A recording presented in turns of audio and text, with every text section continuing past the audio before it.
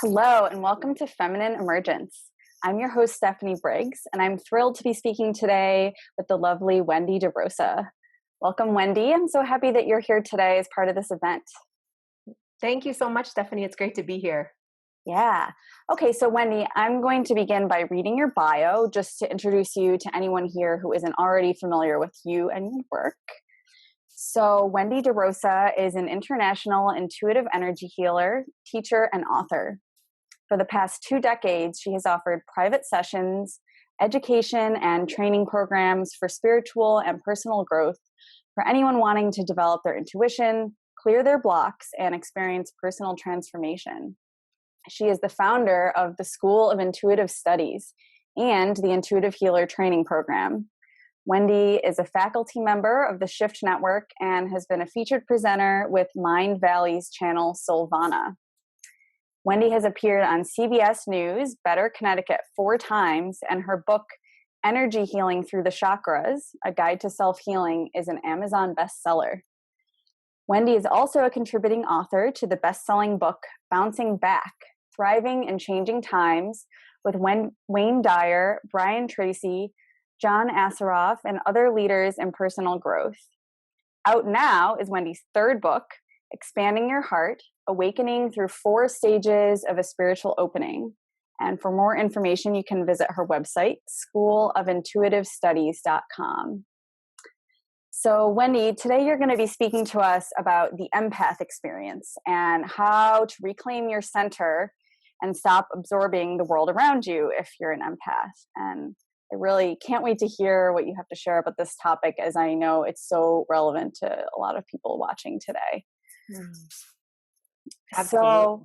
So to get started, you've been a teacher and an intuitive healer for a long time now. And I'm curious, how did you learn that you were intuitive, and how did you first step into this work? Yeah. So I grew up in a family of 8 kids as the oldest girl, and at a very young age, I was dealing with a lot of big energy, a big Italian Catholic family, lots of yelling and screaming, and no boundaries, and food and all of that. But seriously, and growing up in that environment as a sensitive child, I didn't have the structure at the time or the awareness of how sensitive or intuitive I was at the time.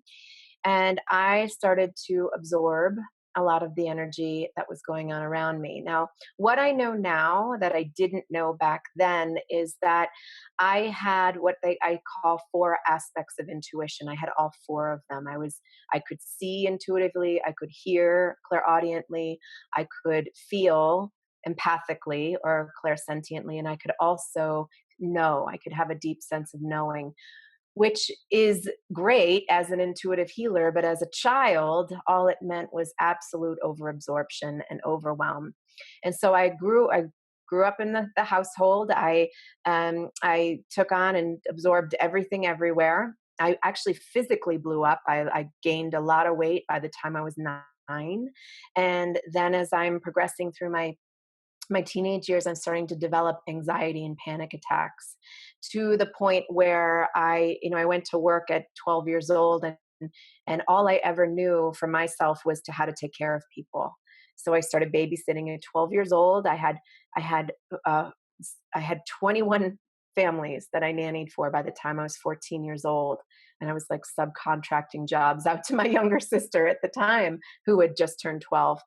So I was known as the responsible one, the mature, 14-year-old, and I was really great with kids. And so, but I didn't have a childhood, and I didn't have a sense of myself, and I didn't get to develop, playfulness for me. It was all through helping others nurture their playfulness and connection, and joy in life. And so I was getting more and more overwhelmed, and at the same time, really not necessarily finding space for myself, to a point where when I got to college, I had a full-blown nervous breakdown in my 3rd semester of school.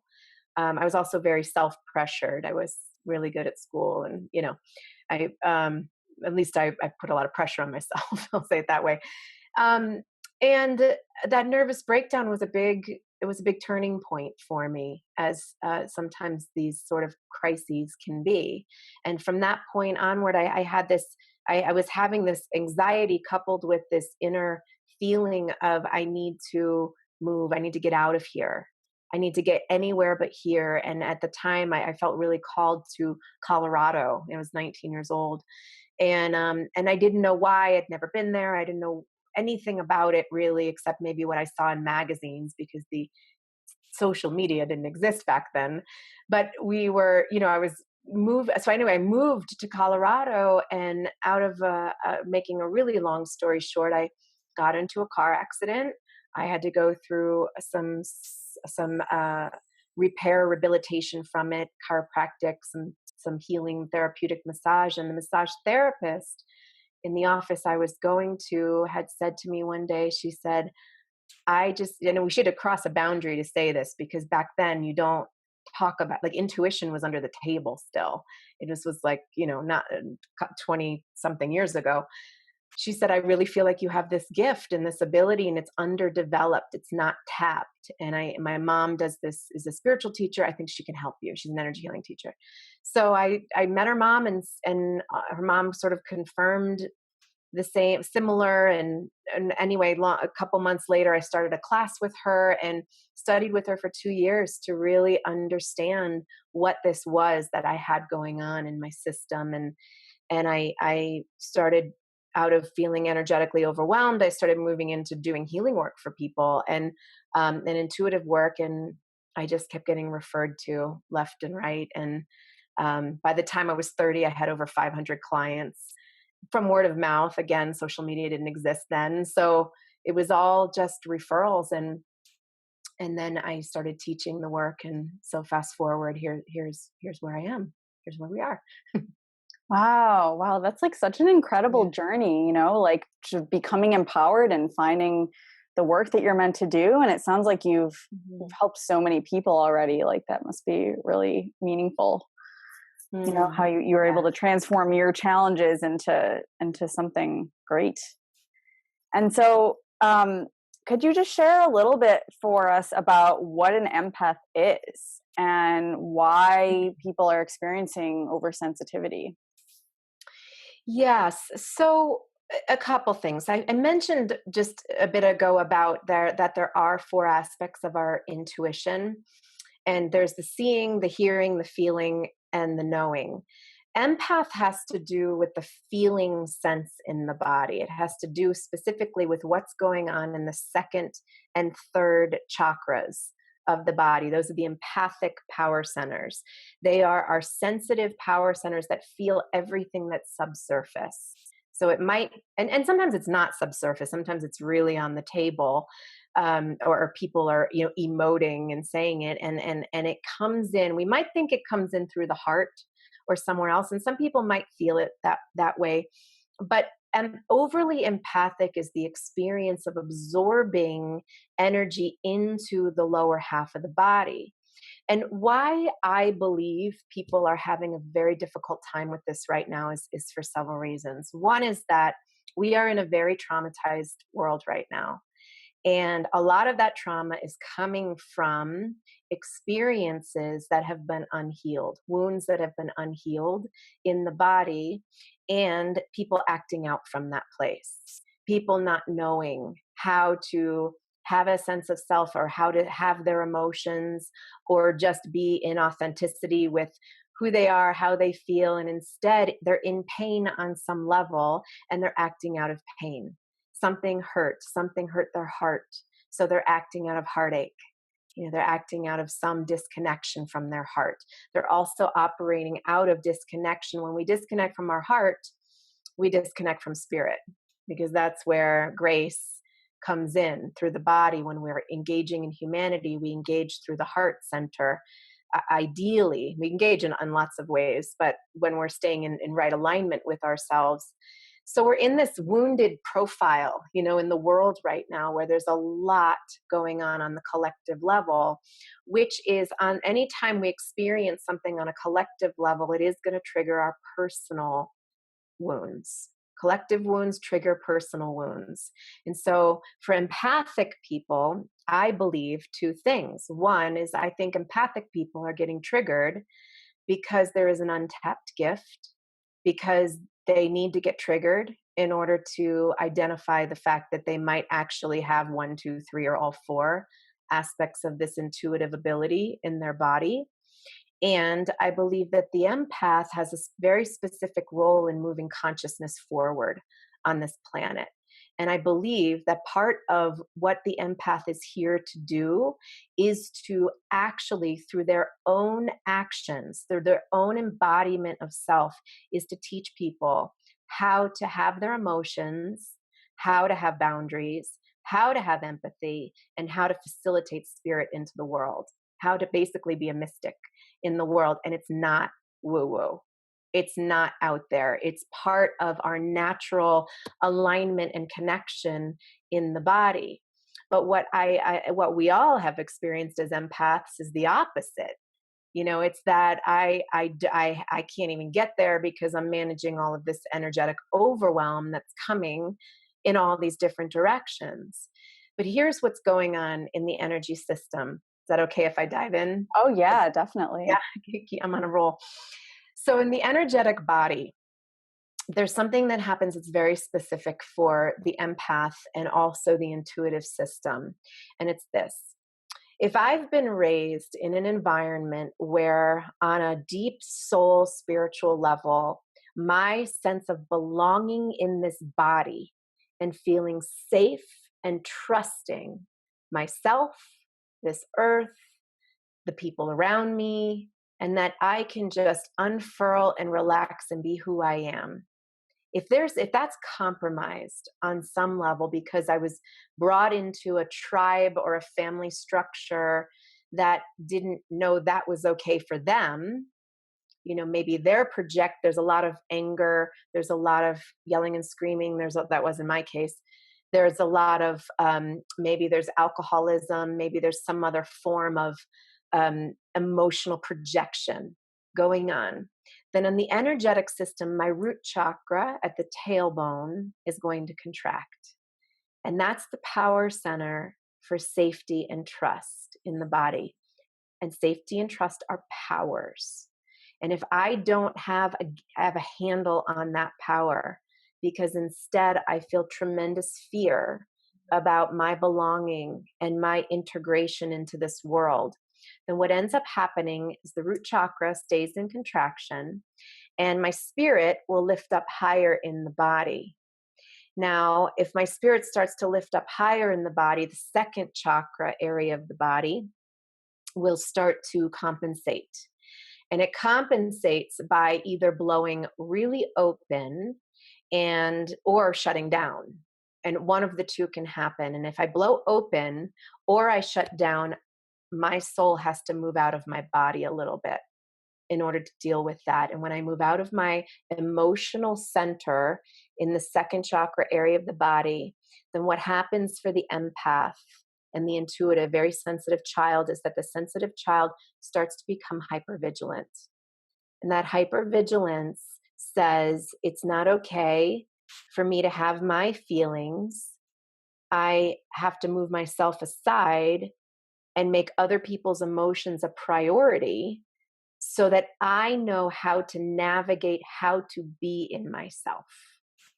So now I'm developing this somewhat codependent relationship with energy and with emotions, and they're not my emotions. It's if I move out of the way, other people's energies start to come into this mothering center in the second chakra, because the second chakra is a mothering center. It's an emotional center. We're able to feel the spectrum of emotions in the second chakra. And so now I can't be in my emotions. It's not okay for me to have my emotions.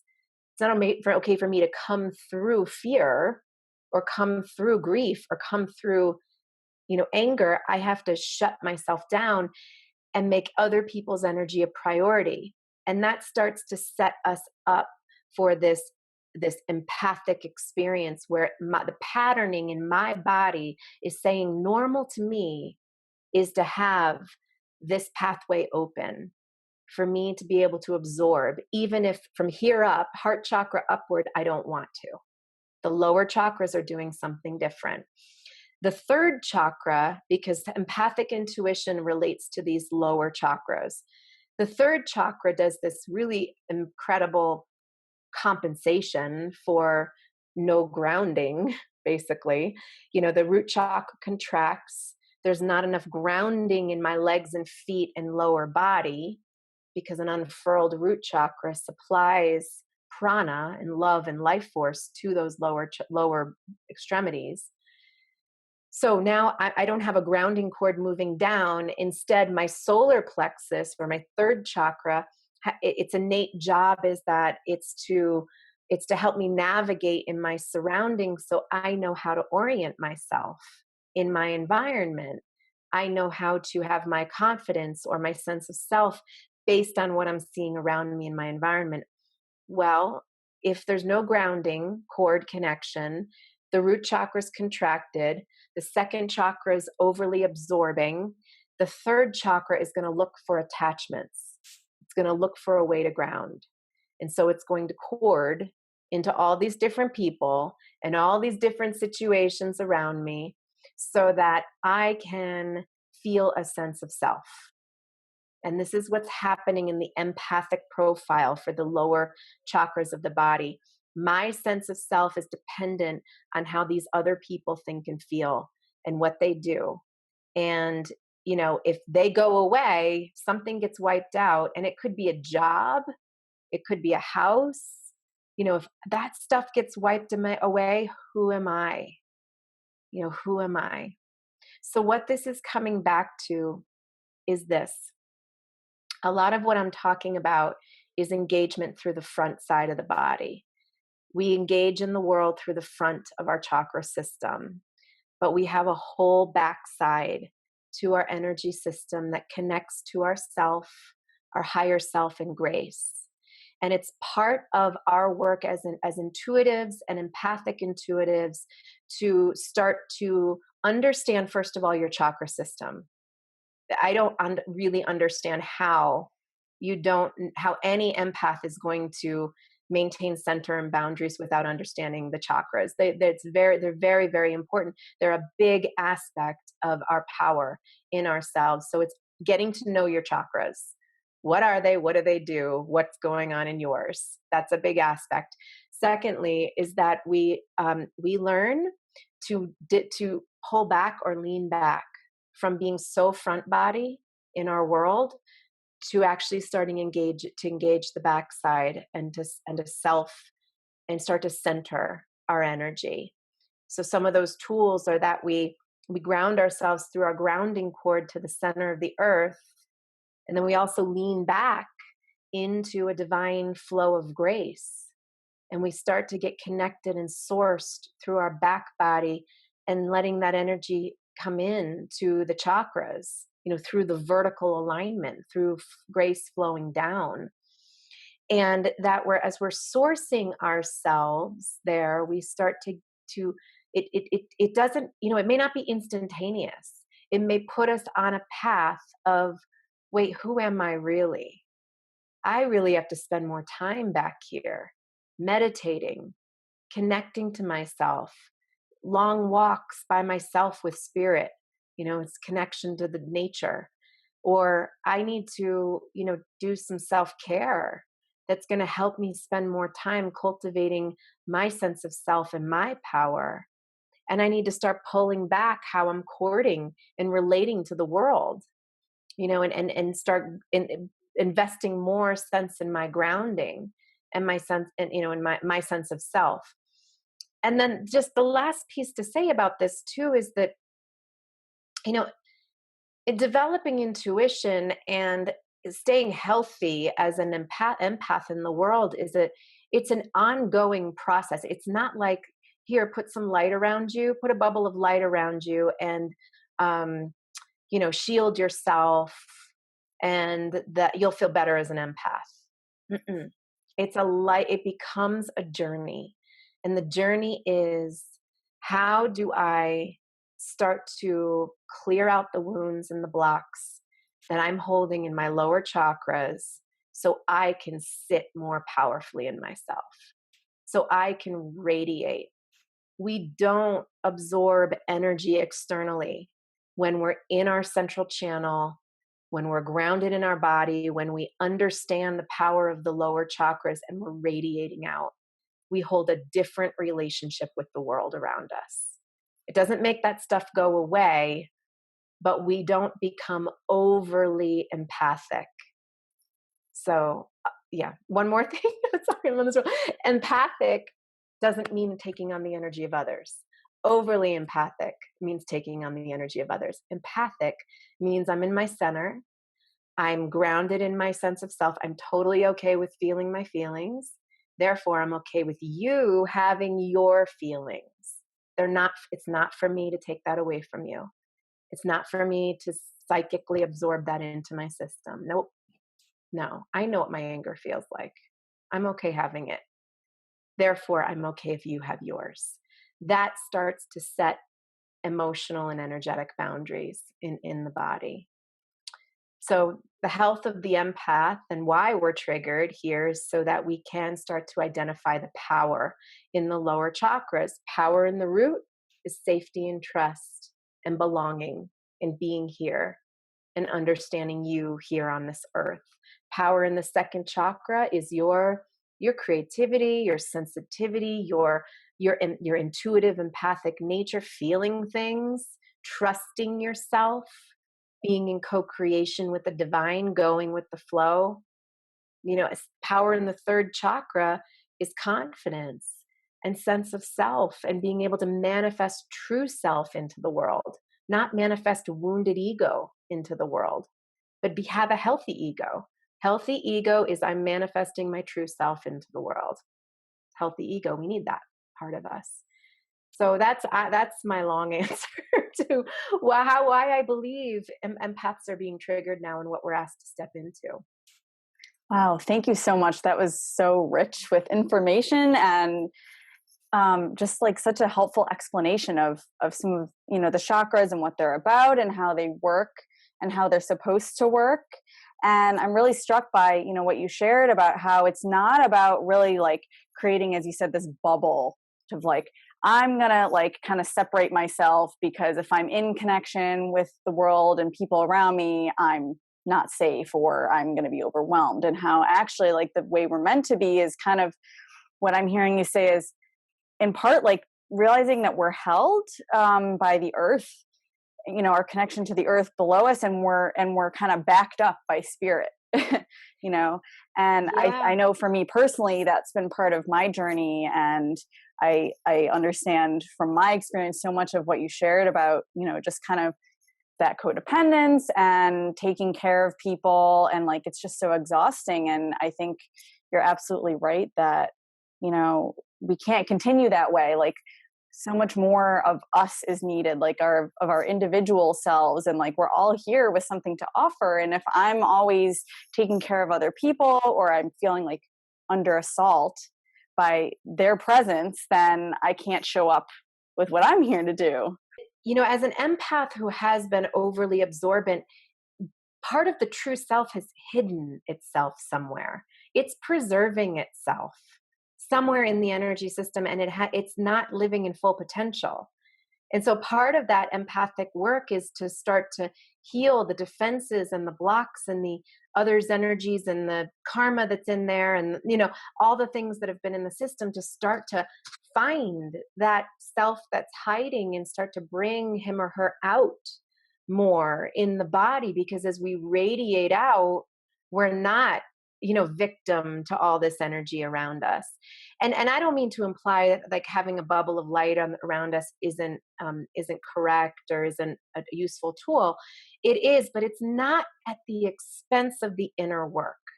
We can put bubbles of light around us left and right if we're not doing the inner clearing work and the inner process and the inner radiance, that bubble of light is just going to be a Band-Aid. We need to have that. We need to do the inner expansion, the central channel and the radiance and the emerging of self. I love that you're merging of women and the feminine. because that's a big part of this. The feminine is the emotional aspect of self. The feminine is the intuitive part of ourselves. The feminine in the body has gotten beaten up by the masculine in us. My own masculine, as an example, is critical, is trying to suppress, is scared of the feminine side, of the intuitive side of me. And that's embodied. I'm not saying that's happening in me, but like, just, first person example. If I have an inner critic that's beating up my intuitive side, I have internalized an external voice about that. I have internalized my family. I have internalized society. I have internalized past lifetimes. It just wasn't okay for the feminine to be emerged in self. And what we are learning, and consciousness evolution is happening in this way. We are shifting that paradigm. Not just women, physical women emerging their power, but the essence of the feminine in the body as our vulnerable and our real feminine, saying, I'm not going to pretend that didn't hurt my feelings, because it did. But let's talk about it. That's feminine. Let's just clear the air about that. And it's not all this other, like, oh, I'm sorry, I don't want to make you feel bad. It's like, no, this hurt me. And let me say what that was about for me. And I'm not going to make you wrong because you taught me something about myself in that, but it hurt. It had impact on me. Those are aspects of the feminine in terms of embodying herself and her power and representing representing herself, or making space for herself. Yeah, absolutely. And what I'm hearing is how important the inner work is, and how we kind of have to be able to feel safe within ourselves so that we can be safe out in the world, and as well as how taking the time and the resources to do this inner work is also in service of others, because of how we're able to show up differently and set an example and inspire others, and have these kind of real conversations that I think we need more reality in our world right now. So I'm curious, like, is everybody empathic, or does this only apply to certain people? Well, some people come into this world with an extra amount of prana. I would say, how do I say this? Stronger power centers than others. And some people come into this world with strong power centers throughout, and sometimes the conditioning just starts to block up, various areas of the body. Not everybody is empathic. Some people live higher up in their body and have a very difficult time connecting to empathy, to being connected in their body. And do they come into this world like that? Possibly. And also there can be childhood experiences such as trauma, or, ways of conditioning throughout life that really made it very hard for an individual to feel safe in their body. And so they might leave their body, go higher up in their body, maybe live more in their head, disconnected from the lower chakras, and even disconnected from the heart that would have them, do something, act out, or be in the world in ways that might have, I'll say, heartless or unempathic, non-empathic impact on other people. There's a lot of that going on, actually. So no, not everybody is empathic. Do people have the capability of, reconnecting to their lower chakras? Absolutely. And is it easy? Not necessarily. I mean, it does require us to coming into the body sometimes can be a very emotional experience. And we need to know it's okay to feel the feelings, and the feelings are part of the process too. And there's nothing wrong with that. We have such conditioning around emotions. Don't cry, don't feel this.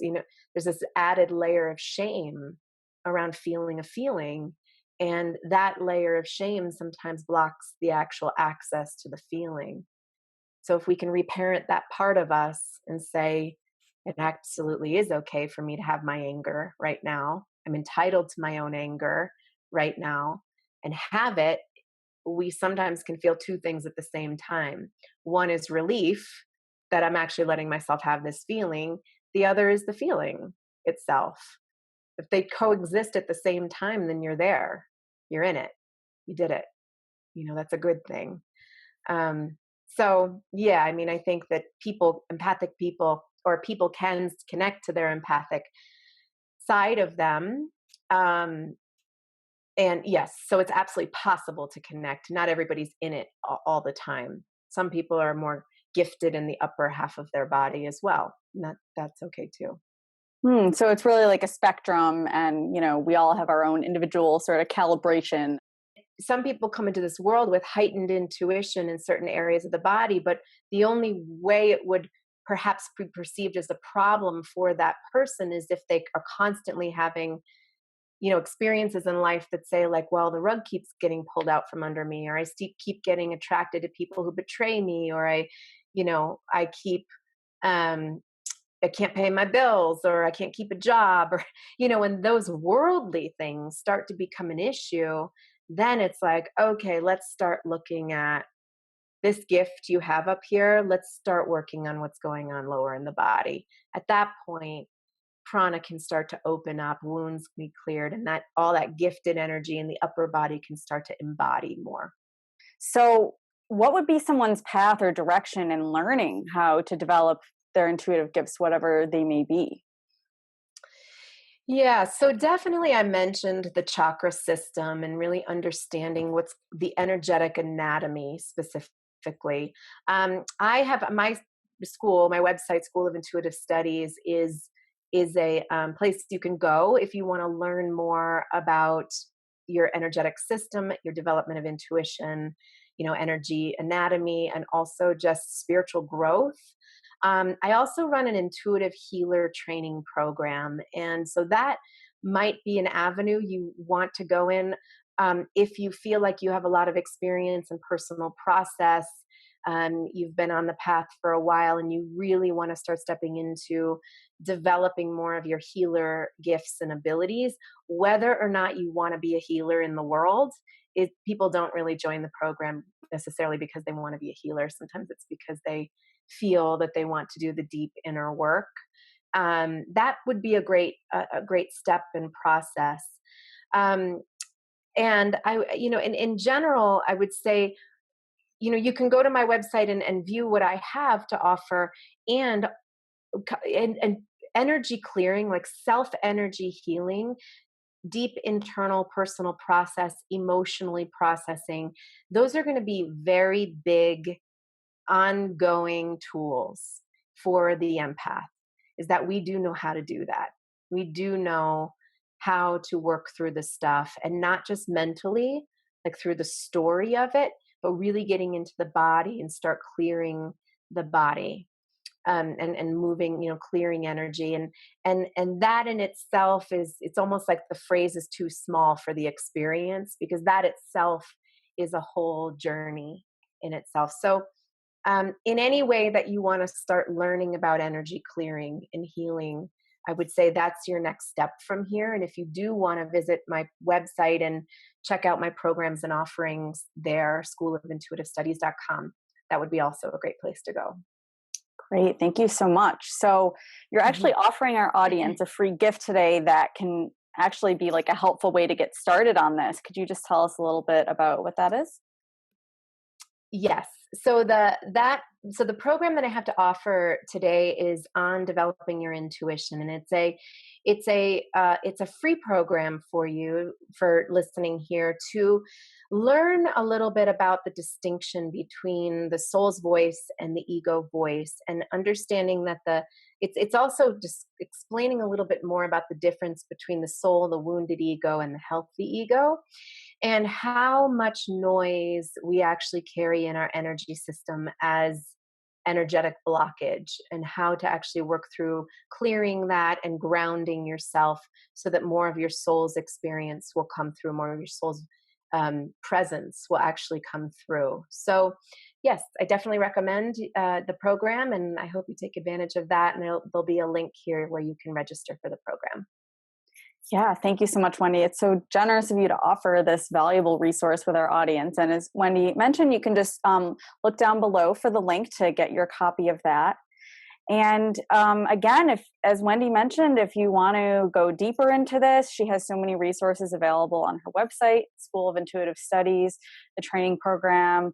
I think she's really a helpful support in this. And I know personally it's really important to have support on this journey because it is ongoing, and some, there are moments that are challenging, and it's good to have like a buddy or somebody who can kind of help you keep going, and someone who's kind of been down this path a little bit further than you, and can really help you in those challenging moments. Mm-hmm. So Wendy, is there anything else that you'd like to share before we finish up today?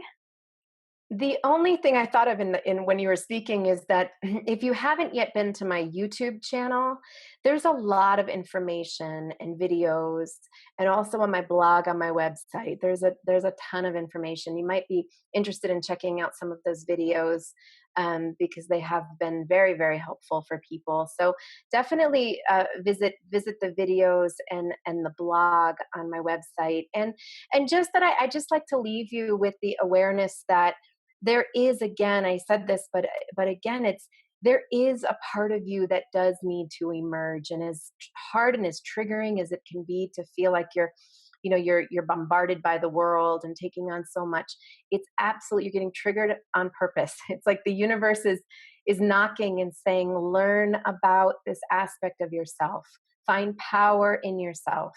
Start to uncover more of you, the true you, so you can bring more of that part of you out.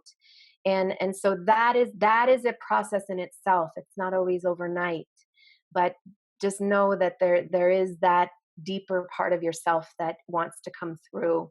And that is perhaps an underlying reason why you're getting triggered as an empath. So I hope you do take this journey in more self-discovery. And I look forward to connecting with you. As if you check out my website and we find each other there, I look forward to working with you there. Thank you so much.